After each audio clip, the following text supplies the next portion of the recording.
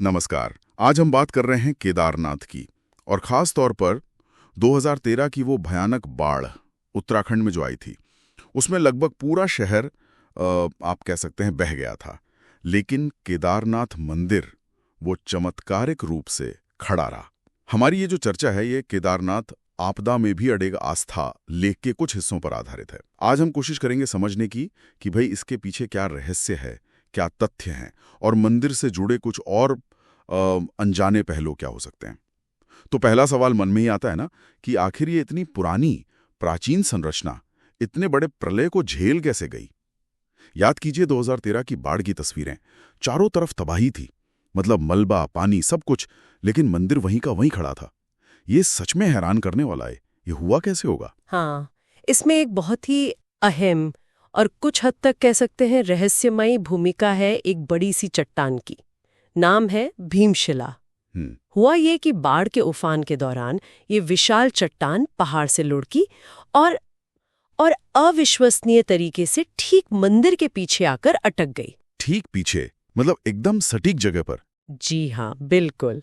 और देखिए इसकी वजह से क्या हुआ, इस चट्टान ने पानी और मलबे का जो तेज बहाव था ना, उसे दो धाराओं में बांट दिया। अच्छा। हाँ, तो जो मुख्य धारा थी वो मंदिर के किनारों से निकल गई। हाँ। मंदिर पर सीधा असर नहीं पड़ा। अच्छा। हाँ, और वैज्ञानिक भी मतलब भूवैज्ञानिक भी इस पर चकित हैं कि इतनी बड़ी चट्टान इतने सटीक कोण पर ठीक उसी वक्त ऐसी जगह कैसे आकर रुक सकती है जिससे मंदिर बच जाए। ये भूगर्भीय संयोग अपने आप में बहुत असाधारण है। तो एक तरफ वैज्ञानिक हैं जो इसे एक अविश्वसनीय संयोग कह रहे हैं। हाँ। और दूसरी तरफ जो स्थानीय मान्यता है, हाँ। वो इसे सीधे सीधे भगवान शिव का चमत्कार मानती है। बिल्कुल। दिव्य बचाव, आस्था और ये तर्क या कहें संयोग, हाँ। ये संगम थोड़ा सोचने पर मजबूर करता है ना। सही बात है।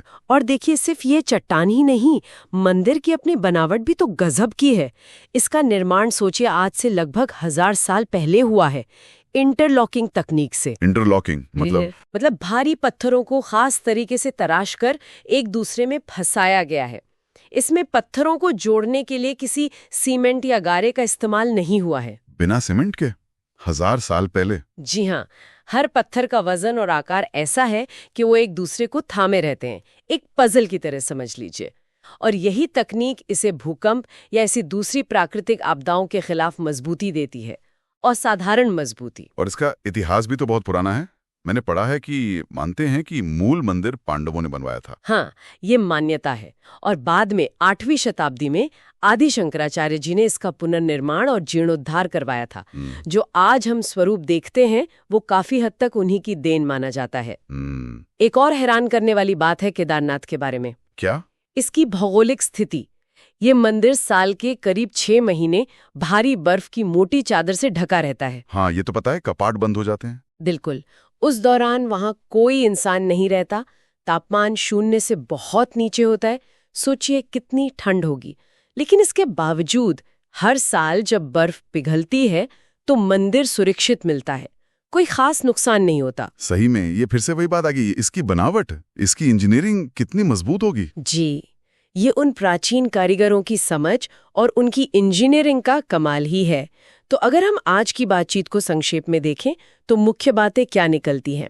पहला, मंदिर का भयंकर बाढ़ और भारी बर्फबारी जैसी प्राकृतिक आपदाओं के सामने टिके रहना। दूसरा, भीमशिला की वो रहस्यमयी और निर्णायक भूमिका जिसने बाढ़ के दौरान मंदिर को बचाया। तीसरा, मंदिर की वो अनोखी निर्माण शैली, बिना गारे के आपस में जुड़े विशाल पत्थर जो इसे असाधारण मजबूती देते हैं।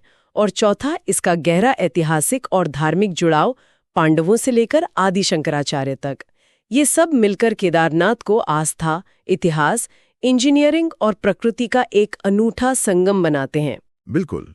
और अंत में एक सवाल शायद हम सब सोच सकते हैं कि ये जो प्राकृतिक घटनाओं का एकदम सटीक संयोग है, जैसे वो भीमशिला का बिल्कुल सही जगह पर आके रुक जाना, और दूसरी तरफ प्राचीन मानव इंजीनियरिंग का ये कमाल, यानी बिना गारे की ये सदियों पुरानी टिकाऊ संरचना, इन दोनों का जो मेल है उसे देखते हुए केदारनाथ का ये स्थायित्व, ये टिके रहना असल में किसके बारे में ज्यादा बताता है?